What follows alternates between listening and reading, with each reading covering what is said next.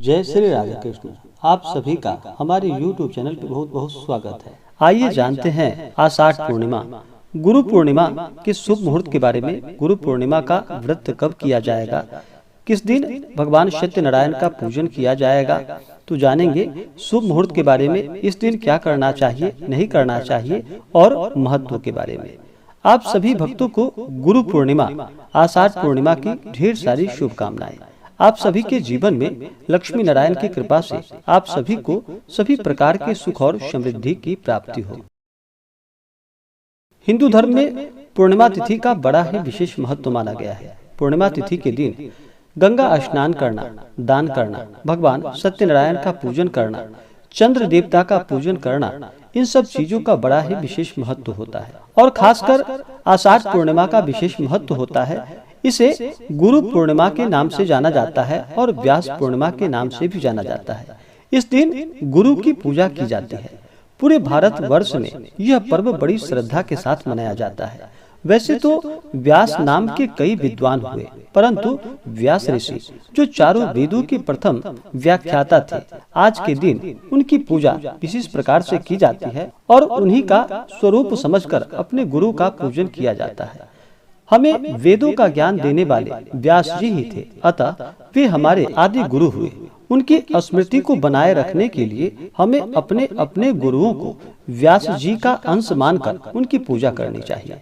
प्राचीन काल में जब विद्यार्थी गुरु के आश्रम में निःशुल्क शिक्षा ग्रहण करते थे, इसी दिन श्रद्धा भाव से प्रेरित होकर अपने गुरु की पूजा किया करते थे और इन्हें यथाशक्ति दक्षिणा अर्पण करते थे।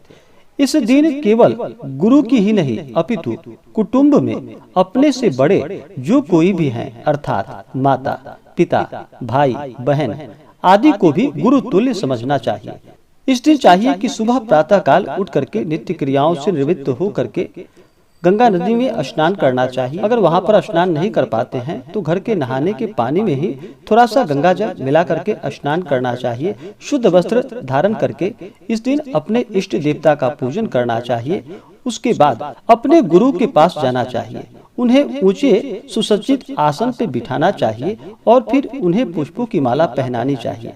इसके बाद वस्त्र, फल, फूल व माला अर्पण कर तथा उन्हें दक्षिणा स्वरूप कुछ भेंट देनी चाहिए। इस प्रकार श्रद्धा पूर्वक पूजन करने से गुरु का आशीर्वाद प्राप्त होता है।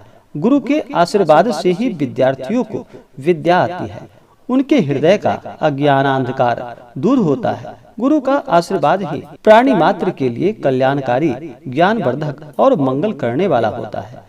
संसार की संपूर्ण विद्याएं गुरु की कृपा से ही प्राप्त होती है और गुरु के आशीर्वाद से ही दी हुई विद्या सिद्ध और सफल होती है। इस पर्व को श्रद्धा पूर्वक मनाना चाहिए और इस दिन गुरु का पूजन करना चाहिए। गुरु का पूजन करते समय आप इन मंत्रों का उच्चारण करें तो लाभकारी होता है।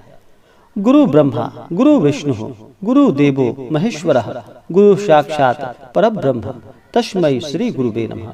इन मंत्रों का उच्चारण करते हुए अपने गुरु का पूजन करना चाहिए। पूर्णिमा तिथि के दिन गंगा स्नान का विशेष महत्व होता है, दान का विशेष महत्व होता है और इस दिन चंद्र देवता के पूजन का और उन्हें अर्घ्य देने का भी महत्व होता है। पूर्णिमा तिथि के दिन भगवान सत्यनारायण का पूजन करना चाहिए, लक्ष्मी नारायण का पूजन करना चाहिए। इससे व्यक्ति के घर में आने वाली सभी बाधाएं दूर होती है तथा लक्ष्मी नारायण की कृपा से उन्हें सभी प्रकार के सांसारिक सुखों की प्राप्ति होती है।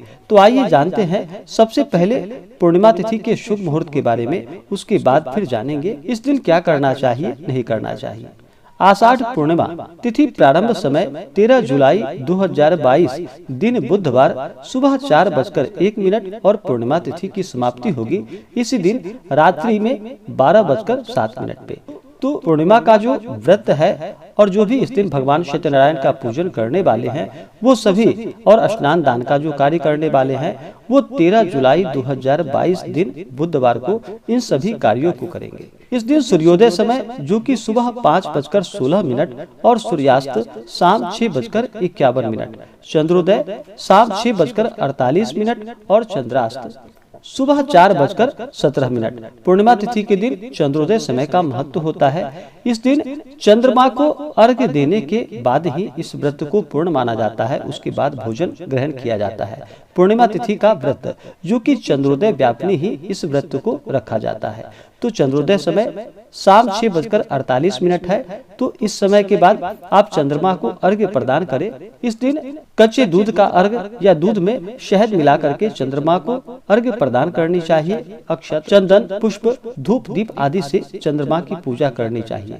चंद्रमा मन के कारक माने जाते हैं, इसलिए इस दिन कुछ बातों का ध्यान देना चाहिए, जैसे कि पूर्णिमा तिथि के दिन शुद्ध और सात्विकता का पालन करना चाहिए।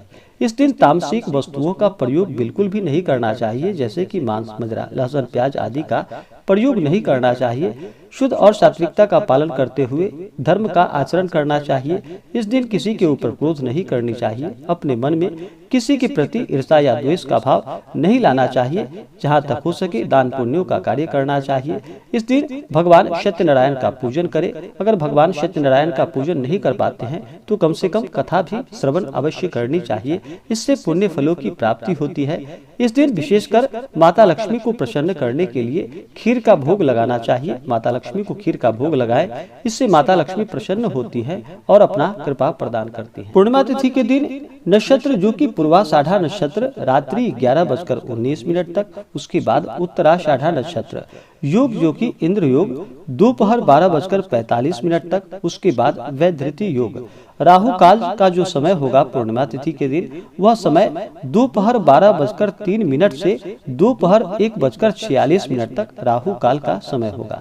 राहु काल समय के दौरान किसी भी प्रकार के शुभ कार्य या मांगलिक कार्यों को नहीं करना चाहिए, यह लाभप्रद नहीं होता है। राहु काल के समय को छोड़ करके ही दान पुण्यों का कार्य करे या भगवान का पूजन करे तो लाभकारी होगा।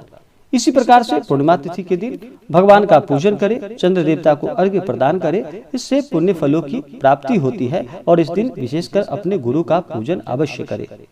तो आशा करता हूँ कि यह जानकारी आपको अच्छा लगा हो। ऐसे ही ज्ञानवर्धक जानकारियाँ प्राप्त करने के लिए हमारे इस चैनल पे अगर आप नए हैं तो चैनल को लाल बटन दबा करके सब्सक्राइब करें, साथ में बेल आइकन घंटी दबाएं ताकि मेरे वीडियो का नोटिफिकेशन आपको समय से मिलता रहे। वीडियो को लाइक करें, शेयर करें, सुखी रहे और स्वस्थ रहे। जय श्री राधे कृष्ण। धन्यवाद।